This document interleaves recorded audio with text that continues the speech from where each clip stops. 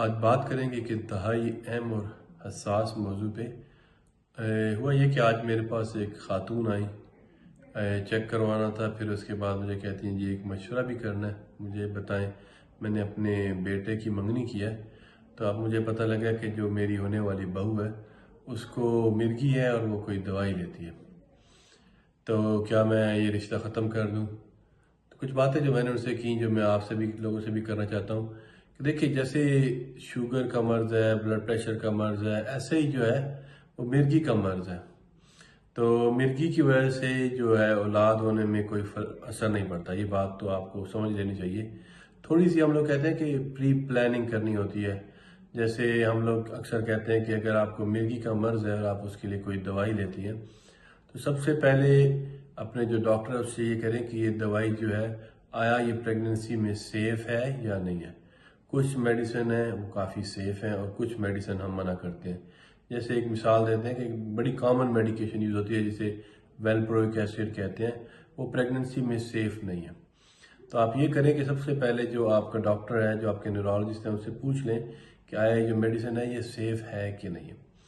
اسی طرح دوسری چیز یہ ہم کہتے ہیں کہ اگر آپ پلان کر رہے ہیں بچہ کرنے کا تو فولک ایسڈ شروع کر دیں۔ ہم ہمیشہ یہ ریکمینڈ کرتے ہیں کہ آپ اپنے ڈاکٹر سے بات کریں، آپ کا جو گائنیکالوجسٹ ہے اس سے بات کریں اور فولک ایسڈ بچے کی پیدائش سے پہلے دینا شروع کر دیں۔ بعض اوقات ایسے ہوتا ہے کہ کچھ میڈیسن جو پریگننسی ہم دے رہے ہوتے ہیں اس کی مقدار یا اس کی جو ریکوائرمنٹ ہے وہ انکریز ہو جاتی ہے۔ جیسے مثال کے طور پہ ایک بڑی کامن میڈیکیشن جسے ہم لیکوسامائڈ یا لیمیکٹال کے نام سے جانتے ہیں، اس کی مقدار یا اس کی جو ریکوائرمنٹ ہے ڈیورنگ پریگننسی وہ زیادہ ہو جاتی ہے۔ تو اپنے ڈاکٹر سے یہ بات کریں کہ یہ جی ہے کیا نام ہے میڈیسن میں لے رہی ہوں، پہلے تو یہ سیف ہے کہ نہیں، اور آیا اس کی مقدار جو ہے مجھے انکریز تو نہیں کرنی پڑے گی۔ تو اس کو ایسے ہی ٹریٹ کریں جیسے کوئی اور بیماری ہوتی ہے۔ میں نے کئی دفعہ ایک مثال اکثر دیتا ہوں کہ جیسے اگر بلڈ پریشر کا مرض ہے اور اگر آپ کا بلڈ پریشر کنٹرول نہیں ہے تو ہو سکتا ہے اس کے کنٹرول نہ ہونے سے آپ کو سیجر ہو جائے، اور یہ ہم کافی کامنلی دیکھتے ہیں۔ آپ کے جو دوست جو گائنیکالوجسٹ جو ہے ان سے پوچھیں اگر آپ کو، تو اکثر یہ بات بتائیں گے کہ جی مریض کا بلڈ پریشر کنٹرول نہیں تھا تو اس کی وجہ سے اس کو سیجر ہو گئی۔